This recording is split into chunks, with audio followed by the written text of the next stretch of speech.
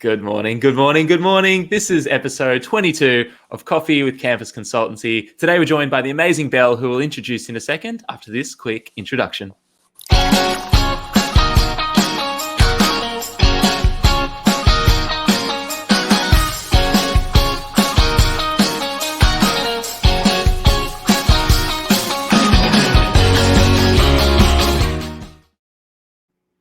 Good morning, good morning, good morning. Welcome to episode 22. This is a very special week, Social Entrepreneurs Week.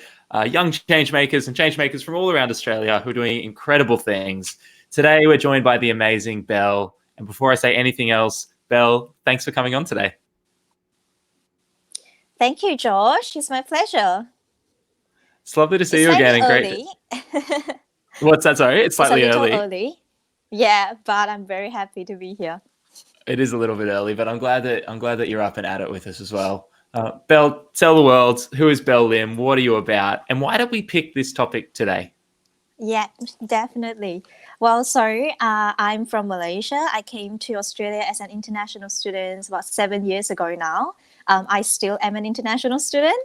So I did my degree in pharmaceutical science, and then I kind of pivot into research, and at the moment I'm doing a PhD in cancer research. That's definitely one of my interests. And on the side, over the past few years, I've really discovered my passion in social entrepreneurship and supporting, using your skills to create values for other people. I love it. And good morning, Christine and Anup, already jumping in on the comments and saying hello. Great to have you. If you are listening to us this morning, we will be talking about confidence. We'll be digging into Belle's story. If you want to develop confidence, why? What does that mean? Why is confidence important? Let us know. And also, if you're seeing this today, screenshot it, share it, tag Kua, who are our impact partners, and go in the draw to win some free coffee courtesy of Kua, which is also an amazing social enterprise. Leila Daniels from Hobart, good morning. Great to see you again. All right, Belle, so let's start talking about this topic. So this idea of confidence, like where does confidence sit? You mentioned coming from Malaysia, in a Malaysian context. Mm-hmm. Is confidence something that is spoken about? Is it encouraged? Or was it not something that was spoken about very much? Yeah, so the environment of in Malaysia, I guess in schools, is very different from Australia. So I definitely had a huge culture shock when I came here. Yeah. So back home, I'm not only, in that environment, I'm also a girl. I'm also a female. And that is in my family and in my culture. Confidence isn't something that we talk about, or it's not something that we value in girls, especially. So why is that, do you think? Why does that idea of confidence and being a young woman, why is there a disconnect there? Well, I think that certainly one of the main factor is how patriarchal that it still is, really, in many places in the world. And when women are more confident, we are more opinionated, and that is a disconnect with the traditional female roles that we expect women to play. So it really has been a journey for me. I came here as when I was 17, so I'm really still a teenager. It really has been a journey to develop my self-confidence to be able to speak to you, for example, on this platform. And I definitely want to dig into where you are now. I mean, giving a TEDx talk, coaching me through the early stages of when we were both figuring that out together, locking ourselves in a room, like doing a TEDx talk, starting Future Female, coming on a live show at 8 a.m. on the morning. Like, I think if someone looks at you now, it's easy to say, oh, well, she's confident. Look at all the things she does. Of course she's confident. But I think that undervalues and oversimplifies the journey that you went through. And the change culturally. So when you did first come to Australia, and did you notice a difference in did you notice whether it was how men spoke to women, women spoke about women spoke to men? Like, how did you notice that difference when we blend confidence and the idea of gender roles? Sorry, Josh. That's fine. Go for it. Through your mind. It's good for. But is this okay? Yeah, that's perfect. Right. Yeah, so definitely. I think that your audience who are from that side of the world would probably relate to this. So when we're in school, the importance is placed on you being quiet. So you need to be quiet in class, and when the Hmm. teacher says something, you follow. You don't ask questions. But here, when I went to university, and all the Australian students, they would raise their hands and ask questions, and I was like, oh my god, is there a riot in here? That's good. Yeah, and I see that, wow, the lecturers really value that. And it was a big culture shock for me that, oh, actually, I haven't been developed the part of my brain to question things and to think on my own. And I Mm. really try to do that. That is something that I really learned, that, my opinions have values, and all your opinions have values. So Yes. that is one thing. Where do you think the idea of acknowledging that your opinion has value comes into confidence? Like, what does it mean for a young person to realize, oh, even though I might disagree, that that's valuable and there's actually a place for speaking up about that? Absolutely. Well, critical thinking is something that we talked about more and more now, and the discussion is valuable, because when you're handed down, a piece of information, especially as young people, I'm sure that you can relate. Um, the world moves so fast now, and who is creating this change? The world and our society is heading towards a better place, I hope, with Mm. marriage equality that's passed in recent years, and all the feminism movement. Things are changing. Who is driving this change? If we are all inheriting the old values and think that this is how women should act, this is how we should treat people from certain races or certain sexuality, then things won't change. And Yes. we should be the people that question, actually, does this make sense? Like, my personal value, and I hope that many people's values are equality and justice of for people, and does this make sense? So Mm.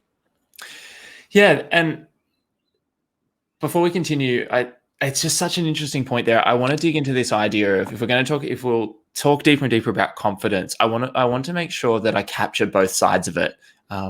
And so before we go there, Anthony, Gaurav, Dominica, good morning. Lovely to see you all. If you are in, feel free to click on the link. Come on and join us. Share your point of view on this topic as well. We'd love to hear from you. You can come in, join us, and share a point of view. So please do. And I'd love to go really deep into that. So you come and what's the value of speaking up and going further? I wonder, is there something, do we miss part of the picture of, if it's been done this way in Malaysia for a long period of time, the idea of not raising your hand and not challenging the ideas? Obviously, that's restricting. And I think that's what we'll spend most of today talking about. But I wonder, is there any part of that like, what purpose does that serve? Obviously, as you said, kind of like patriarchy, it says like, don't judge, don't, put your ideas out there. Is there a part of that serves and is beneficial, or do you think it's just a system that's outdated and the whole system needs to be disrupted? yeah, I think that you raise a really, really good point, because with everything there's pros and cons, and that's Yeah. something that we need to talk about. There's, yeah, very few things that, for example, like free speech is something that we champion, but when it goes too far, and those hate speeches are not Mm. regulated, that can be a problem. But I think that with maintaining the status quo, there are people who are benefiting from this, right? There are Of people who are course. benefiting from women not having confidence, and with young people not having a voice. There are people benefiting from this, and that's why they try to suppress it, Mhm. intentionally or unintentionally. With this, And that makes sense. That makes sense to me for sure. And I think it would be, we always try to strike this balance between being optimistic and being naive. And like, at one end of the scale, you just pretend these problems don't exist. And the other end of the scale, you say, okay, we can change things. And I think living in that optimistic state is fantastic. We just don't want to pretend that these things don't exist. One of our yes. favorite, a concept that's always helped me is this idea of, if there's ever something that frustrates me, like structurally, like in a team or an environment or in society in general, I always ask the question, like, who does this benefit? Who benefits from things staying the same? You're like, Mhm. oh, these different groups. And it's like, okay, so one of our values at campus is challenge everything. So we always want to say, if that group's benefits, could they still benefit, but could we also benefit? Does it have to be win-lose, or could there be a win-win coming together? So I'd love to know from you. You come to Australia, you do these things, you start getting involved in these different groups, raising their hand, so to speak. What are the benefits that you see from that as you start to develop more confidence and you start to share your ideas with the world? How does that help? How does that help make things better? Yeah, so yeah, I am certainly raising my hands more, but my hands are trembling the first few times when I Mm, this is not what I'm used to. I'm not used to, being confident in talking and sharing my ideas. And I think that your audience can relate to this. That as young people, we often think that we don't have the experience or qualification, or we don't know enough to do things. But yeah. because we have a fresh set of skills and ideas, this is actually our asset, and we should value our assets more. And I think that, a lot of the confidence actually comes from being competent. And we can't be good at everything, but, give it a go. Like, try it. If you're really scared, try it at a small scale. So when I first started, I did these small events called Tea Talks. And then I was so passionate about these topics, and this audience loved it. And I was like, that really built my confidence, because from trying, I know that actually I can do this thing. So I feel confident in doing this thing. Maybe I can try this thing now. Yep. I love that. I love the idea that confidence comes from competence. And where if someone was like, okay, so I'll be confident when I'm competent at something. The problem is we're all babies. And like Yeah. as babies, we weren't competent at anything except going number 2 in our pants. Like that was about the extent of our skill set 15, 20, 25, 30 years ago. So I think that idea of you become confident by things by starting trying. I don't know anyone who's good at anything who never started. Like, fine, if you can find one for me, I would love to meet them. Yeah. How did you become great at Absolutely. this? So it's that, I think that when you reverse engineer that, you go, okay, confidence comes from competence, which it does. If you're sure you can do something, if you've done it before, you'll be confident. But that Yeah. confidence comes from starting somewhere, doing that first little step, and then not giving up if it doesn't work. And not be afraid of failure, right? I've heard your speech on failure, and that was brilliant. Thank you. Failure, there's one way to see them. They're either failure or learning opportunities. Maybe Mm, you learn that I can do this better. Maybe you learn that, that's not for me, which is completely fine. It's yes. all in mindset.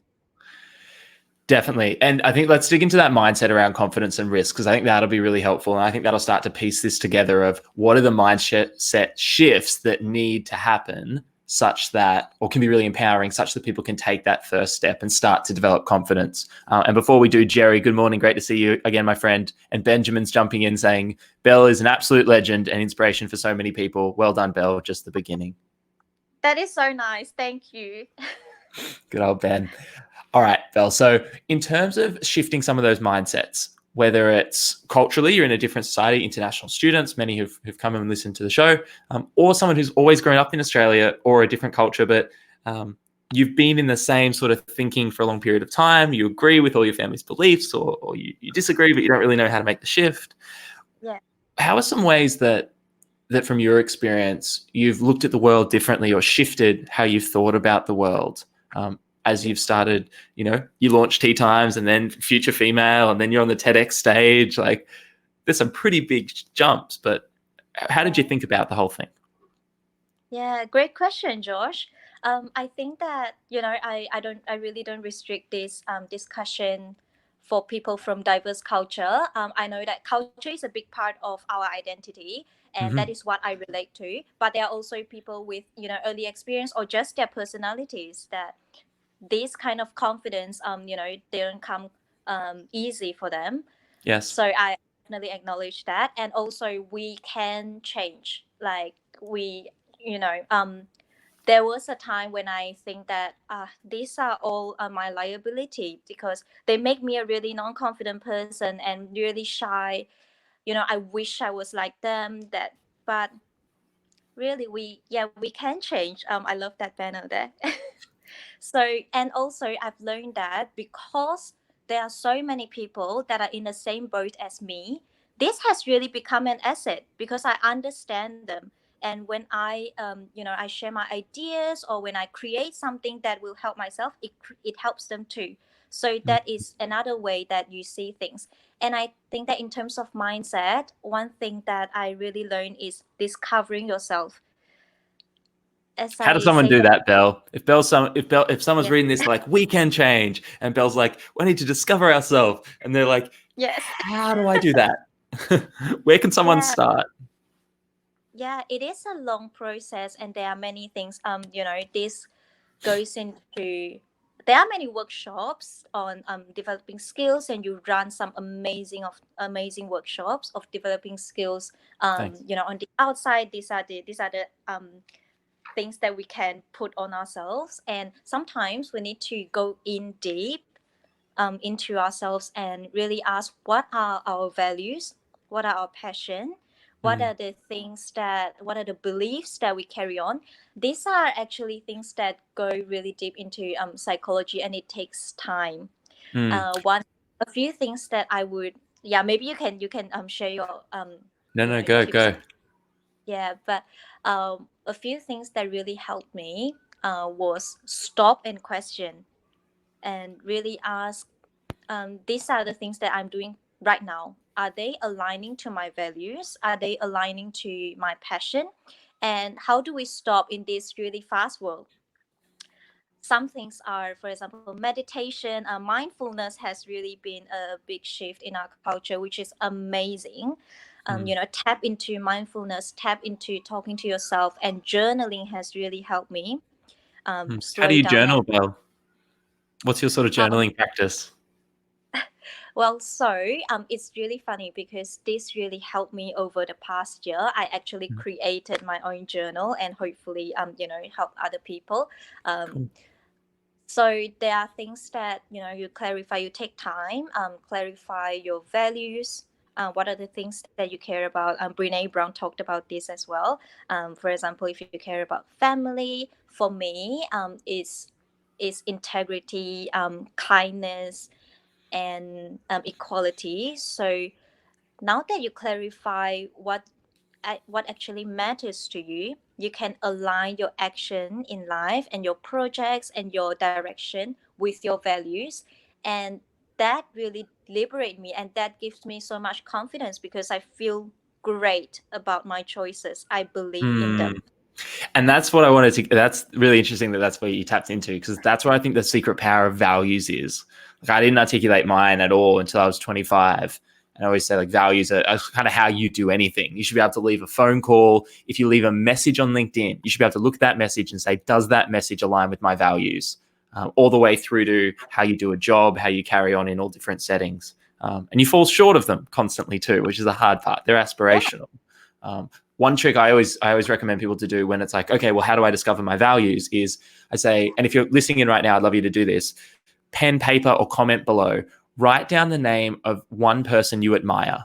So if you could click your fingers and you could have dinner with one person tonight, the restrictions are over. The lockout laws are being shut down in Victoria at midnight. Lockout laws, the isolation rules. You can have dinner with 5 people, but imagine you're not going to have dinner with 5 people. You're going to have dinner with one person at 1 minute past midnight. Anyone in the world, dead or alive, who would they be? Write their name down, enter it in the comments. Who is that person? Is it your grandparent? Is it Obama? Is it Michelle Obama? Is it, whoever? Is it Belle? And then once you found those person, ask yourself, what is it about that person and how they go about what they do that I admire? So start with a person, and then from that person go, why do I admire them? Like, and I'm guessing it's not like, oh, they're rich. Yeah, but it's like there's lots of people who are rich. You can get rich in a lot of really bad ways. But did they get really wealthy starting a business that helps people? Or do you admire someone because they volunteer their time, or the way they speak, or their humility, or because they're innovative or creative? So I find it's really helpful for people to go find someone you admire and then ask yourself, as Belle says, stop and question, why do I admire that person? And hidden in that is a hint to your values. Because if you see it in someone else and you're like, I like that, we like people who are like us or like how we want to be, to steal a Tony Robbins line. So if you can go, oh, that's someone I admire, what is it about that person you admire? And that could be a little hint to a value that you hold really deep. Yeah, absolutely. I think that, our wider societal values Mm, are money, status, and fame. And all of us are chasing those things because we thought that is what we want. But when you slow down and you realize that these are the things that are important to me, you know, this and you see that money and this status, are they really something that will bring you happiness? not at all. And that's Often, the yeah, no. Bill, have you ever seen I think it's out of Princeton, the Daniel Kahneman thing about money and happiness? Have you seen that curve before? I think I Do you know what I'm have. talking about? Is it when, at the start you need money to fulfill your basic requirement, and at some point it levels out? More money doesn't bring you more happiness. Is that what you're talking about? Yes. Yeah, exactly. And it sort of says after about 100 grand Australians, like 75 grand USD, like happiness does kind of increase until you get to about 100 grand. And then after that point, it basically flatlines. Like when you ask people how Yeah, happy are they moment to moment with their life, which is really interesting. Like that's just an interesting piece of information to know that like, oh, after this point, like there's actually not a massive increase. Bill, this has that been, is very interesting. Yeah, that yeah. is very interesting. I think that we all strive for financial stability and independence to feel safe and comfortable, but yeah, it does not bring happiness. Up to that point, right? And especially, I think this is a Gary Vee line, but like how you make your money is more important than how much money you make. And that idea of if we're chasing this thing and we'll sacrifice the values to make this, this level of status, it's a risky route. And so what we're not saying today is let's help you be more confident so you can make more money. That's not the point. Today is like, let's help you be more Not confident so you can be you and put that out into the world. Hmm. Bill, I'd love to ask you, obviously, we'd love to ask you a few more questions. We're getting heaps of comments and questions, so I'll have to read some of them out. We also have Sandesh joining us. So in a second, I'm going to bring Sandesh on to share his point of view. I'll just change this banner background so we don't have a little logo over your face there. Perfect. Sandesh, can you hear us? Hi, Sandesh. Can you hear us, my friend? Hi, how are you? Well, how are you doing? hello. Good, thanks. Hello, good morning. Good morning. Good morning. Sandesh, thanks for joining us. What's your take on confidence, developing confidence, the importance of confidence? Yeah, it's quite important for everyone. I think confidence is very necessary and an integral part of your life. Agreed. Without confidence, you will be not able to speak in front of people and share your views and points. Say, for example, I have been working in health sector for a long time, nearly Yeah. more than a decade. But while convincing people on safe practices, healthy living habits, it's up to you to show your confidence so that you can impress people and make them uh, feel that it is really important to follow. Mm, Without, if you don't have confidence on your views, then people will not be listening to you, and then they will not be following the advice that you are providing. yes. So it's very really important And for Sandesh, every. if people wanted to get, if you had one piece of advice while we have you, for people to get more confident on their own points of view, for them to really believe what they're saying, what could people practically do? If someone's listening right now, what could they do? We should not hesitate to tell what you feel is good, and then while saying so, you have to feel more confident that it's pretty good, and you have to do it. Awesome. Sandesh, thanks for jumping on, my friend. We'll speak with you soon. Yeah, sure. Thank you. Thanks. You.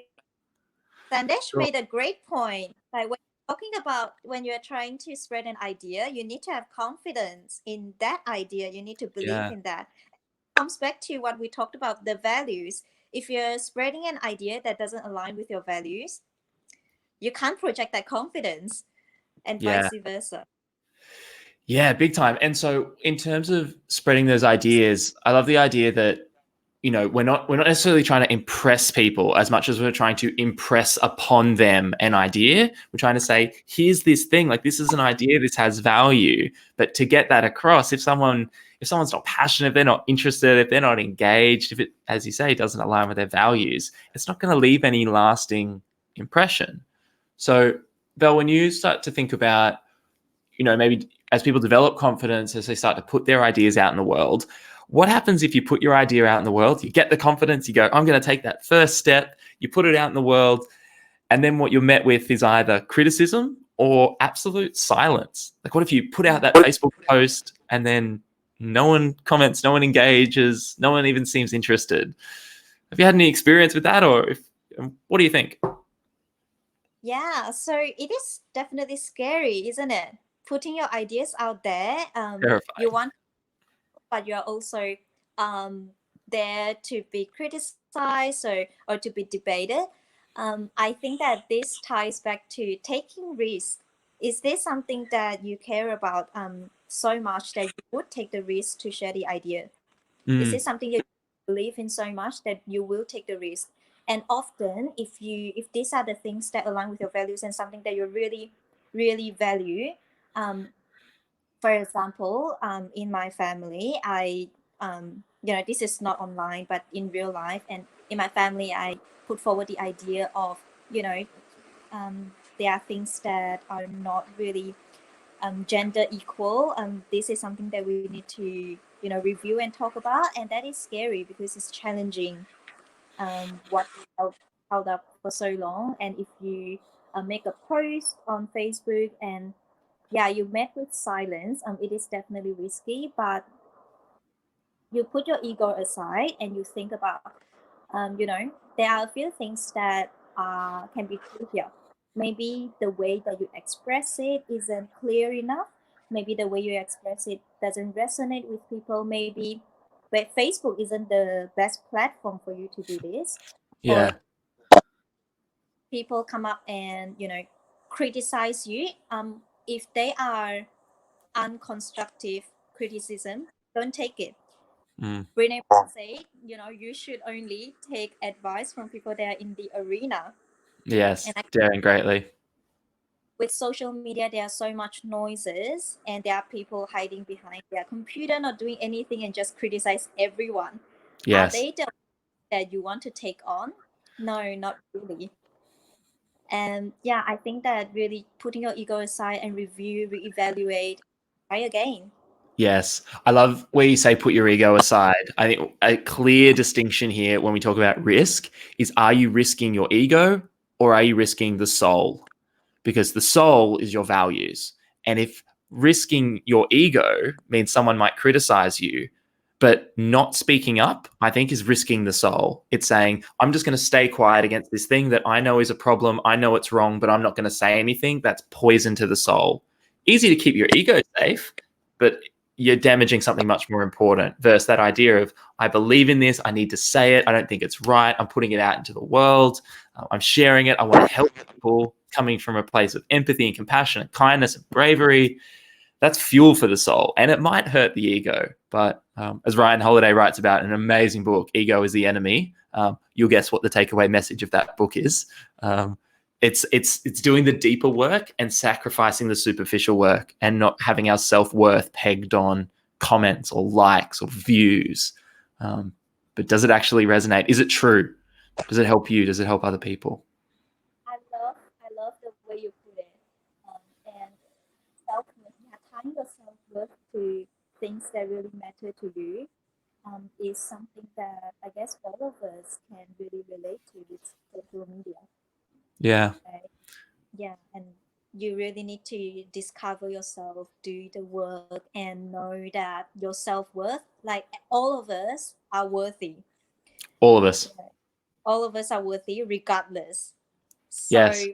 don't let some superficial thing get you down. Now it's becoming like a motivational thing. No, I love it. Well, I think this is the confidence thing, right? It's saying, I love what you said before. Confidence comes from competence. Where does competence come from? Incompetence. Like incompetence becomes competence, which becomes confidence. So if you're out there and you're incompetent at something, you have no idea how to do anything, great work, you're on your way, you're on the road to confidence. The problem is you're at step one, which is fine because that's where we all started with everything. And then we get to step 2 and 3. The first 4 episodes of this LinkedIn Live, I couldn't even get the audio to work. It took me 5 hours of being live in front of people and like going, and I'm running online. My whole business is running online workshops. And when we're doing this new platform, the audio is not working. So I'm like, oh, this is starting to get risky. Like, what if people go, oh, he's doing online workshops, but he can't get the audio to work? Like, so like it's risking that thing in public, but all of the spoils go to the people who take the risk, who'll start and go, you know what, I don't know how to do this, but I'm going to figure it out. But it starts with starting. I love that. Every crisis is an opportunity. It's Mm. the way to see it. You can just complain about why is this happening to me, and what is happening to the world right now is really horrible. It's really bad. But on an individual level, for example, for your business, you can see it as an opportunity to try to make it work, and it's risky. Mm-hmm. It's risky. You did it. Yeah, and it's one of those things like that idea of like you get rewarded in public for what you practice in private. Like I can go back and if anyone's like, oh, you're running the business now, it's like I can show you my calendar for the last 3 years and like weeks where I like had no idea what I was doing or weeks where they were ridiculous or I can show you the work, but it's the work. And where I always get to with students, everyone always asks, how did you get confident at whatever the skill is? How did you get competent? I'm telling you, if you're listening right now, if you like write down one thing you want to get good at in 2020, put it in the comments, write it down, text it to your best friend. Like if you're hearing this right now, don't just hear it, use it, write down one thing you want to get good at this year.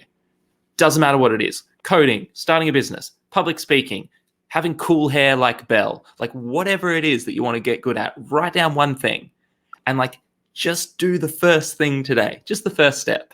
And then tomorrow, the second step. And then the next day, the third step. And after about 7 steps, you've done everything you can think of. So you're like, maybe I should go speak to some people who are good at this. And they'll tell you what to do next. And then you read the book. And then you watch the TED Talks. And then you listen to the podcasts. And then you're on your way. Like if you know, like this is the thing I want to get good at, and you just start, confidence is there, but it's just not there in a week. It's there in a year or 5 years or 10 years.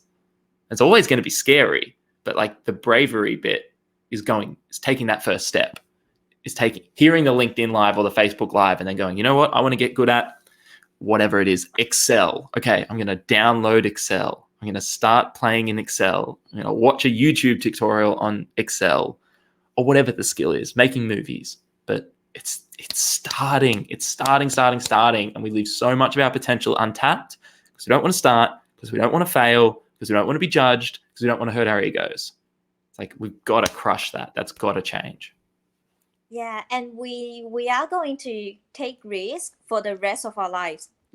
Where our comfort zone gets bigger and bigger when we get confident, but we are always trying to get better at things, and that is always scary. It is scary. So, Belle, if we were to, so we're at 8:34, I know that you've got lots on in your day. If you were to think about the progress you've made so far, Future Female, speaking at TEDx, all the amazing stuff you're doing. I mean, you're doing your PhD as well, right? Yes. So like, let's just not ignore the fact that you're also doing a PhD in cancer research, like just that little thing on the side. What's something that even for you with the progress that you've made, knowing this is a constant journey that never ends, what's that next thing for you? What are you working on right now? What's that skill or that thing that you're trying to improve or expand the comfort zone to include? Yeah. So I am. So this year is actually a year that I decide to work on myself, because over the last 2 years, I've really developed my confidence on the outside to try to do things, and I found out there are things that I'm able to do, and there are values that I can bring.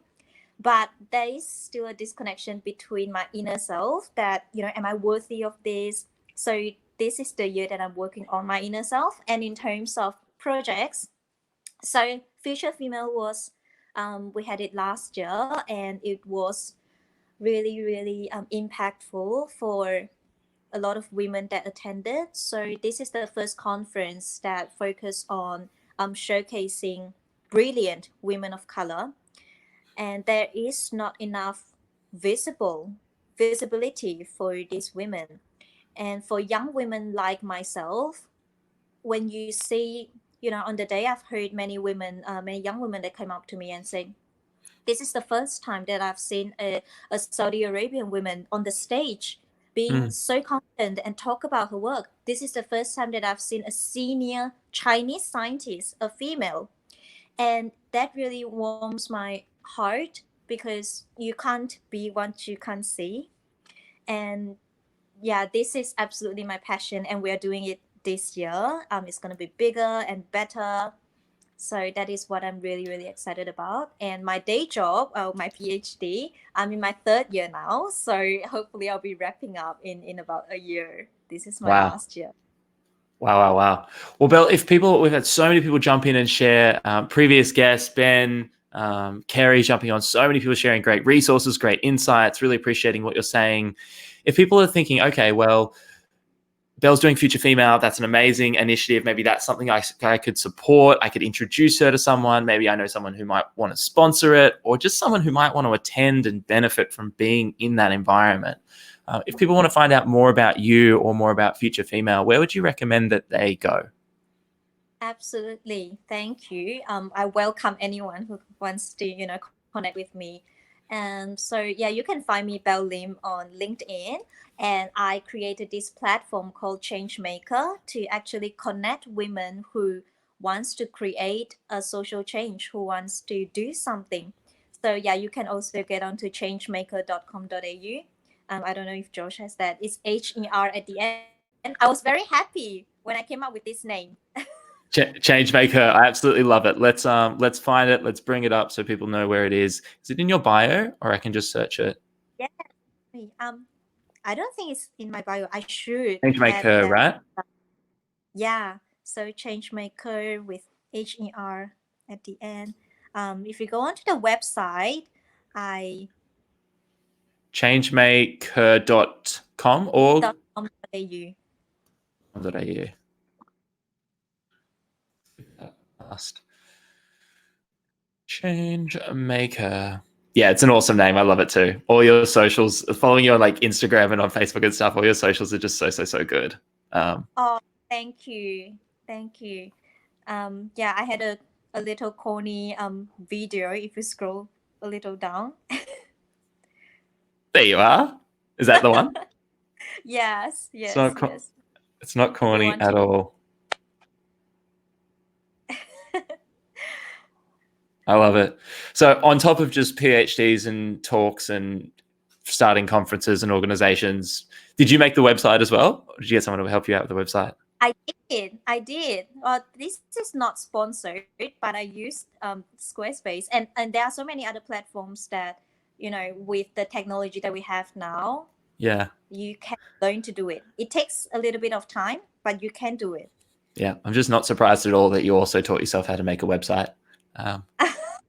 It's the same thing though, right? It's the same thing. It's like Google, how do I make a website? And it's like these websites, and you go on and you play and you waste 15 hours, but you learn. And that's that process. I'd love to.